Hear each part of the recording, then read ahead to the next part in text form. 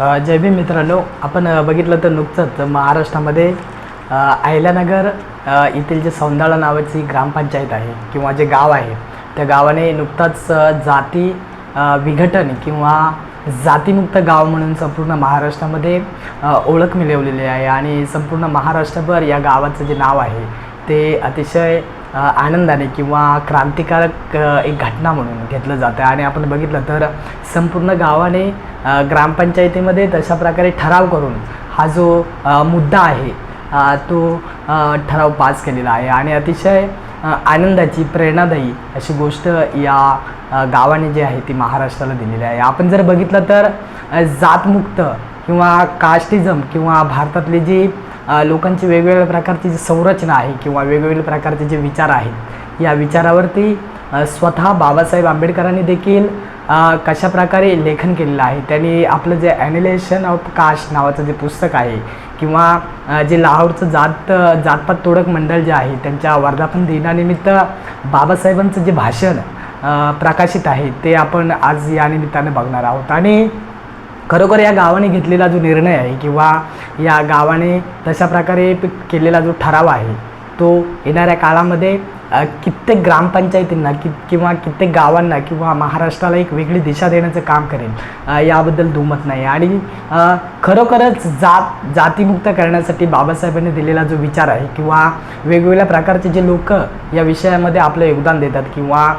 कित्येकांना असं वाटतं की संपूर्ण जो भारत आहे किंवा संपूर्ण जो महाराष्ट्र आहे तो जातीच्या या बंधनामधून मुक्त व्हावा. तर एक्झॅक्ट कशा प्रकारच्या प्रकृती आपणाला किंवा कशा प्रकारच्या कृती आपणाला प्रत्यक्षामध्ये राबवाव्या लागतील किंवा बाबासाहेबांनी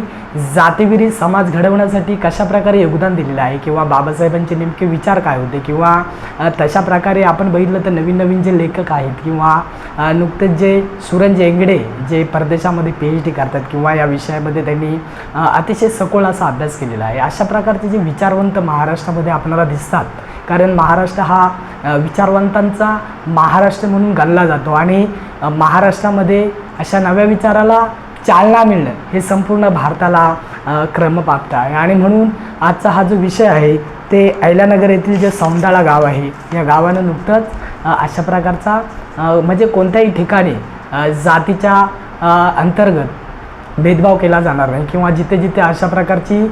प्रकृती किंवा प्रवृत्ती निर्माण होईल तिला तशा प्रकारे गावकऱ्यांकडून विरोध केला जाईल, असा अत्यंत महत्त्वाकांक्षी असा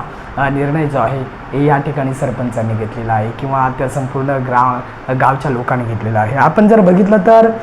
27 एप्रिल 1936चं जे बाबासाहेबांचं एक भाषण होतं, लाहोर येथे जातपात तोडक मंडळाने त्यांना निमंत्रित केलं होतं आणि त्यामध्ये बाबासाहेबांचं संपूर्ण भाषण होतं. ते भाषणाला काही लोकांनी विरोध केला होता आणि बाबासाहेब त्या ठिकाणी म्हणाले की मी माझ्या आयुष्यातील किंवा मी माझ्या या भाषणातील जो माझा भाग आहे तो कदापिही कट करणार नाही किंवा कॅन्सल करणार नाही किंवा आयोजकांनी मला बोलावलं किंवा आयोजक जे सांगतील तेच मला जर काही ते बोलायचं असेल तर मी तशा प्रकारची कृती इथे करणार नाही. भारताच्या भवितव्यासाठी किंवा भारतातील या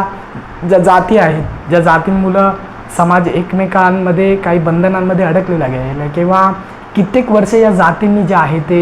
समाजाचं फार मोठं वाटोळं केलेलं आहे आणि या जातींच्या माध्यमातून संपूर्ण समाज बांधवांमध्ये किंवा ज्या ज्या व्यक्ती अशा प्रकारच्या बंधनांमध्ये आपलं जीवन व्यतीत करतात त्या लोकांना कशा प्रकारच्या हाल अपेष्टा सहन कराव्या लागतात ह्या प्रत्यक्ष बाबासाहेबांनी जवळून अनुभवलेले आहेत. आणि म्हणून अध्यक्षपद जरी नाकारलं असलं तरी पण हे जे माझं भाषण आहे ते जसंच्या तसं आहे, ते मी कदापिही इकडे तिकडे ढळू देणार नाही, अशा प्रकारची बाबासाहेब त्या भाषणावरती ठाम होते. आणि पुढे मग ते ॲनिलेशन ऑफ कास्ट अशा प्रकारे पुढे आहे ते छापित झालेलं आहे. आणि म्हणून आपण जर बघितलं तर भारताची जी संरचना आहे, प्रत्येक ठिकाणी आपण जर बघितलं तर वेगवेगळ्या समूहाचे जे लोक आहेत ते एक वेगवेगळ्या प्रकारची जात घेऊन जगण्याचा प्रयत्न करत असतात. आणि म्हणून बाबासाहेब हे ॲनिलेशन ऑफ कास्टमध्ये असं सांगतात की आपणाला जर अशा प्रकारच्या भावना बदलायच्या असतील तर प्रथमतः समाज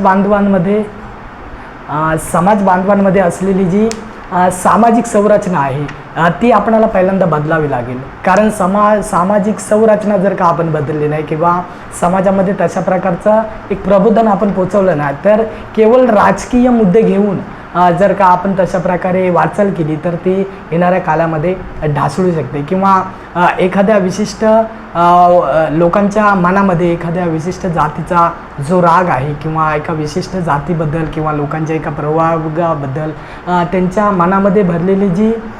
तुच्छतेची जी वागणूक आहे ती पहिल्यांदा त्यांच्या मनातून काढावी लागेल, असं बाबासाहेबांचं त्यावेळेला मत होतं. आणि म्हणून ज्या स्पृश्य व्यक्ती आहेत ज्यांनी स्वतःला जन्मताच म्हणजे श्रेष्ठत्व दिलेलं आहे किंवा ज्यांनी जन्मताच एखाद्या समूहाला कनिष्ठ पद दिलेलं आहे किंवा जे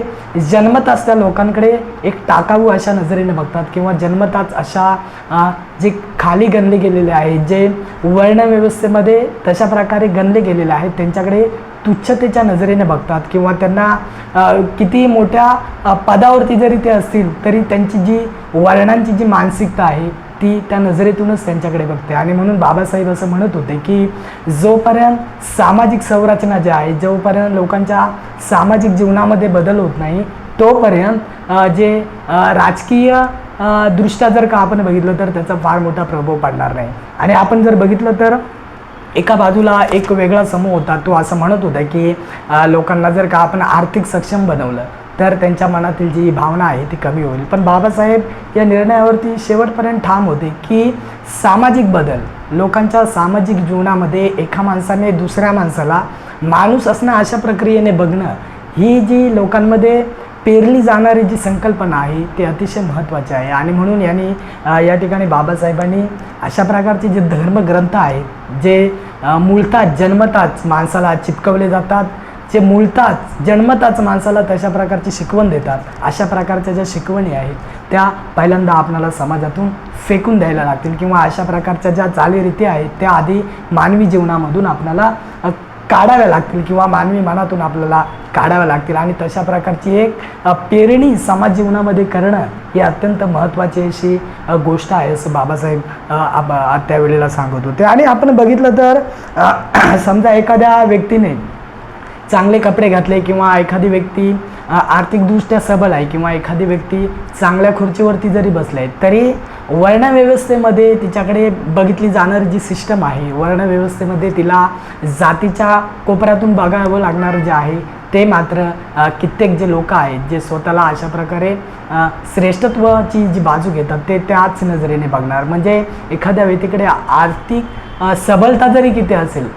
किंवा एखाद्या व्यक्ती शिक्षणाने जरी किती मोठ्या खुर्चीवरती बसला असेल तरी पण जातीच्या चष्म्यातून बघितली जाणारी जी मानसिकता आहे ती मात्र त्याला अतिशय टाकाऊ अशी समजणार आहे. आणि हा मुद्दा कित्येक वेळी बाबासाहेबांनी आपल्या प्रत्येक भाषणामध्ये देखील मांडलेला आहे. आणि म्हणून जातीव्यवस्था म्हणजे काय तर आपण बघितलं तर श्रम विभागणी किंवा श्रमिकांची वेगवेगळ्या पद्धतीची जी विभागणी आहे ती यामध्ये अतिशय महत्त्वाची भूमिका बजावते. त्याचबरोबर आपण बघितलं तर असं म्हटलं जातं की एखाद्या युनियनमध्ये किंवा एखाद्या श्रमिक कामगारांमध्ये एखादा समजा उच्च असा ब्राह्मण असेल किंवा कनिष्ठ किंवा ज्यांना दलित असं समजलं जातं, जे कमी नजरेने जातीच्या चष्म्यातून बघितलं जातं, त्यांची जर का त्या कामगारांची जर का युनियन बनवली तर ते कामगार एका विशिष्ट हेतूने थोड्या कालावधीसाठी एकत्र येऊ शकतात. पण एखाद्या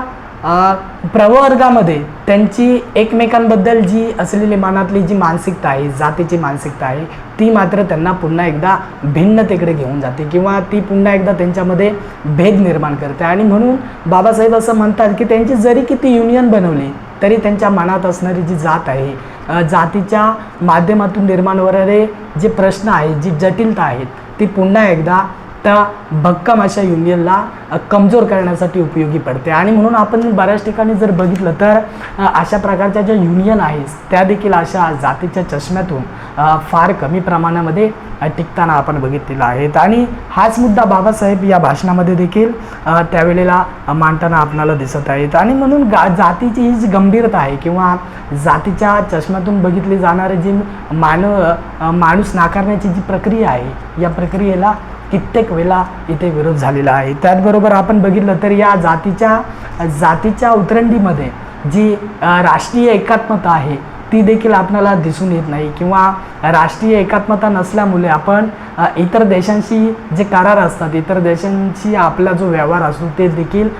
मागे पडला जातो. त्याचबरोबर आपण बघितलं तर ही जी कन्सेप्टच आहे ती मुळासकट जर का उपटून टाकायची असेल तर बाबासाहेब आपल्या एका भाषणामध्ये असं म्हणतात की प्रत्येक व्यक्तीने जर का अशा प्रकारच्या सिस्टममध्ये आपण जीवन जगत असू, अशा प्रकारे एखादी सिस्टम आपल्याला कमी लेखत असेल तर प्रत्येकाने धर्मांतर केलं पाहिजे. त्याचबरोबर धर्मांतर करत असताना प्रत्येकाने नामांतर केलं पाहिजे. आपली जी जातीच्या उतरंडीची जी नावे आहेत, आपण बऱ्याच ठिकाणी असं बघतो की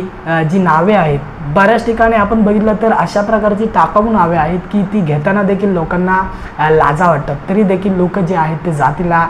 चिपकून राहताना आपण बघितलेलं आहे. अशा प्रकारची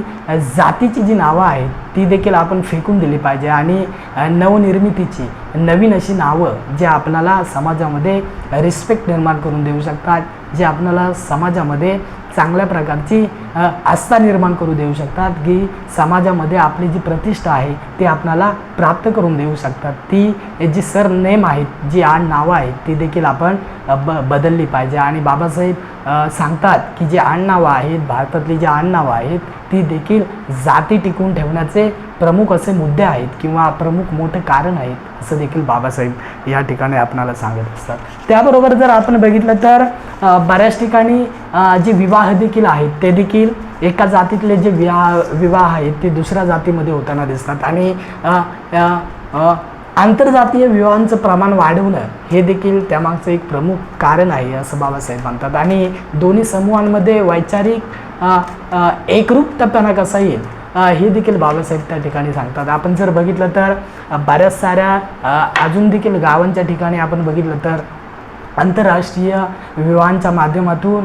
जातींमध्ये अशा प्रकारचे ज्यावेळी विवाह होतात त्यावेळी देखील अशा प्रकारच्या विवाहांना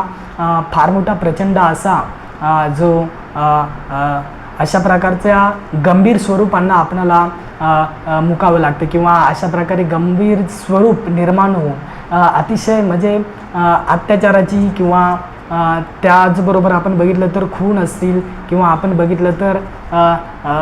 टाकाऊपणाची किंवा आपण बघितलं तर नाकर्तेपणाची किंवा आपण बघितलं तर ते जे मुलगा किंवा जे विवाह किंवा विवाही करणाऱ्या ज्या मुली किंवा मुलं आहेत त्यांच्यावरती सामाजिक बहिष्कार देखील बऱ्याच ठिकाणी टाकला जातो. आणि आपण बघितलं तर अशा प्रकारची जातीची जी उतरंड आहे, अशा प्रकारची आपल्या मनामध्ये रोवली गेलेली जी भिन्नता आहे ती भारताला कुठेतरी मागे घेऊन जाणार आहे असं आपल्याला दिसत येतं. आणि म्हणून या गावाने घेतलेला जो निर्णय आहे तो खरोखर या भारताला पुढे घेऊन जाणारा आहे. पण केवळ अशा प्रकारची घोषणा करून जमणार नाही, तर येणाऱ्या काळामध्ये बाबासाहेबांनी सांगितलेला जो जातीमुक्तीचा जो हा लढा आहे किंवा जातीमुक्तीचा हा जो विचार आहे तो खऱ्या अर्थानं त्याला त्याच्या डीपपासून त्याच्या मुळापासून जर का त्यांनी स्वीकारलं किंवा आपण जर बघितलं तर गावाकडे देखील अजून देखील अशा प्रकारच्या जातींची जी रचना आहे ती प्रखर मोठ्या संख्येने आपल्याला बघायला मिळते. आणि म्हणून शहरीकरण होत असताना अशा प्रकारच्या ज्या संकल्पना आहेत त्या आपल्याला फार कमी होताना दिसत असल्या तरी पण गावाकडे मात्र या जातींची जी संख्या आहे किंवा ही जात मांडण्याची जी पद्धत आहे किंवा जातींच्या माध्यमातून होणारे जे सण उत्सव किंवा